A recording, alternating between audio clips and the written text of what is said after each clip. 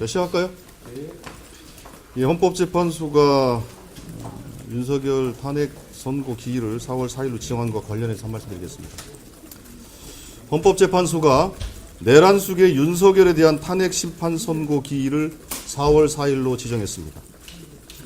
장장 4개월에 걸친 국민의 기다림에 마침내 헌법재판소가 응답했습니다. 헌법재판소가 내란숙의 윤석열 파면을 통해 민주공화국 대한민국의 국채와 국헌을 수호하는 단호한 의지를 보여줄 것이라 믿습니다. 헌법재판소는 주권자 국민의 의사를 무겁게 받들기를 바랍니다. 네, 이게 더불어민주당의 입장입니다.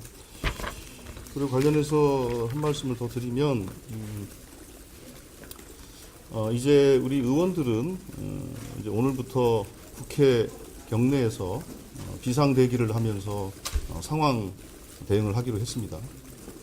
또 한편으로는 지금 광장에서 진행되고 있는 비상행동은 비상행동대로 유지가 될 겁니다. 의원들은 국회에서 비상대기를 하면서 광장행동도 유기적으로 결합하는 이런 형태로 선거 기일까지 저희들은 행동을 할 것입니다. 네. 이게 이제 결정된 사항이고요. 혹시 뭐 질문 있으면 말씀하십시오. 예, 그렇습니다. 혹시 탄핵안 추진 관련해서는 좀 변경된 게 있을까요? 그 부분은 일단 최상목 탄핵안에 대해서는 본회의가 열리면 예정대로 보고가 될 것입니다. 보고가 될 것이고 한덕수 총리에 대해서는 우리가 뭐 중대 결심을 얘기했고 탄핵까지 거론하지는 않았기 때문에 그 부분에 대해서는 일단 오늘 기일을 좀 지켜보고 또 한편으로는 마은혁 재판관에 대한 임명이 윤석열 대통령에 대한 파면 선고 기일과 결합이 돼서 고민을 했던 것이라고 한다면 이미 그 사유는 해소가 된 거 아닙니까? 그렇기 때문에 마은혁 재판관에 대한 즉각 임명을 사실 주저할 이유는 없을 거라고 생각합니다. 그럼 여전히 마음고를 좀 임명하라고 축구하는 그건 당연한 일이죠. 예, 헌법재판소의 결정이기 때문에 당연히 그거는 한덕수 대행이 당연히 해야 할 헌법적 의무입니다. 그건 여전히 유효합니다. 그러면 윤석열 대통령의 변론이 종결되었고, 종결되었기 때문에 마은혁 후보자가 선거에 참여하려면 갱신 절차를 진행해야 되는데 선거기일이 잡혔기 때문에 갱신 절차는 전혀 의미가 없고요. 8인 체제로 선고를 한다라는 헌법재판소의 판단이 있는 겁니다. 그렇기 때문에 마은혁 재판관에 대한 임명은 대통령 선거와는 관계가 없게 돼버린 거죠. 혹시 선거에 참여하기 위해서 그거는 지금 중요한 논점이 아닙니다. 예. 상법 개정안에 거부권 행사 있잖아요. 집회를 언제 하실 계획이세요? 그거는 이제 의사일정을 확인하면서 진행을 해야 될 것 같고요.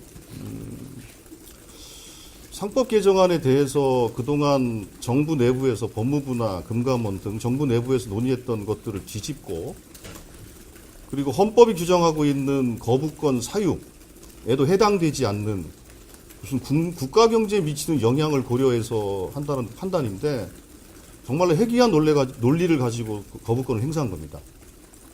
매우 유감이고 만약에 이런 식의 논리라면 이제 앞으로 그 어떤 법안도 어떤 이해관계 집단이 반대를 하는 상황이 벌어진다. 그러면 거부권을 행사할 수 있는 명분과 논리가 만들어지게 됩니다. 이건 명백한 헌법 위반 사유라고 저희들은 보고 있습니다. 어떻게 국가 경제에 미치는 영향을 고려하여 거부권을 행사한다? 그런 논리는 있을 수가 없습니다. 실제로 국가 경제에 미치는 영향이 매우 긍정적일 것이라고 분석하는 전문가들도 많이 있고 또 실제로 저희들은 그게 맞다고 생각합니다. 그런 점에서 보면 한덕수 대행의 소위 제2요구는 헌법에 반하는 결정이다 이렇게 보고 있습니다.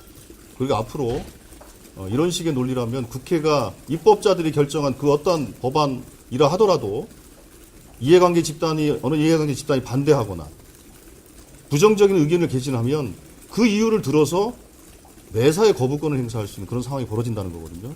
이거 매우 심각하다고 저희들은 보고 있습니다. 예, 상법은 이 정도 하시면 될 것 같고요. 예.